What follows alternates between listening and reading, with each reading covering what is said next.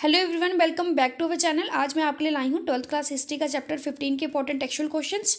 बाकी लेसन में करवा चुकी हूँ, जिसके लिंक आपको डिस्क्रिप्शन बॉक्स में मिल जाएंगे। आज मैं करवाने जा रहा हूँ क्वेश्चन नंबर 5, तो प्लीज़ चैनल को सब्सक्राइब कर लें। क्वेश्चन नंबर 5 है हमारा, ऐसी कौन सी ऐतिहासिक शक्तियाँ थी जिन्होंने कॉन्स्टिट्यूशन के जो दृष्टिकोण था उनको आकार दिया। ठीक है, अब कुछ हिस्टोरिकल फोर्सेस थी जिन्होंने कॉन्स्टिट्यूशन का जो विज़न था, यानी कि दृष्टिकोण था, उसको क्या दिया था, एक नया आकार दिया था। ठीक है, अब क्या हुआ था कि जो हमारी इंडियन नेशनल कांग्रेस थी, उन्होंने कुछ सटन बेसिक जो वैल्यूज़ थी, ठीक है, उनको नेहरू रिपोर्ट और फंडामेंटल राइट में क्या किया था, पास किया था। कब किया था? जब कराची सेशन हुआ था इंडियन नेशनल कांग्रेस का।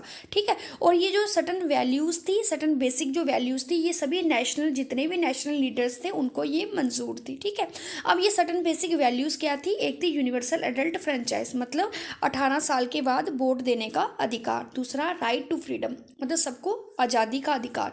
तीसरा, इक्वालिटी, समानता का अधिकार। और चौथा था प्रोटेक्शन ऑफ मिनोरिटी राइट, मतलब जो अल्पसंख्यक लोग हैं उनके अधिकारों की रक्षा।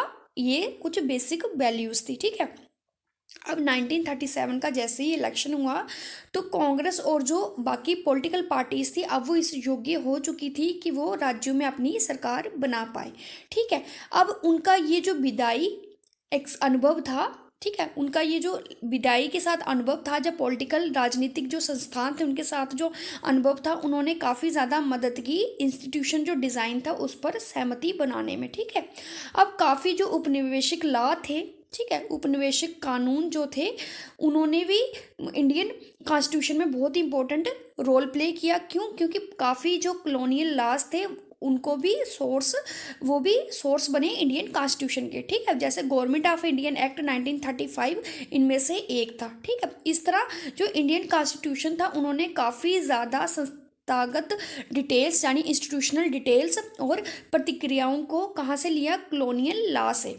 ठीक है, अब जो फ्रेंच रेवोल्यूशन था, जो फ्रांस की क्रांति हुई थी, उन्होंने भी जो मेकर्स थे कॉन्स्टिट्यूशन को, जो बनाने वाले थे, उनको काफ़ी ज़्यादा प्रेरित किया। ठीक है, अब जो पार्लियामेंट डेमोक्रेसी की जो वर्किंग थी, उनका जो कार्य था ब्रिटेन में, जो पार्लियामेंट्री डेमोक्रेसी थी उनका जो काम था ब्रिटेन में, और जो बिल ऑफ राइट था यूएसए में, इन्होंने भी जो कॉन्स्टिट्यूशन को बनाने वाले थे फ्रेमर्स जो थे, उनको काफ़ी ज़्यादा प्रेरित किया। Thank you.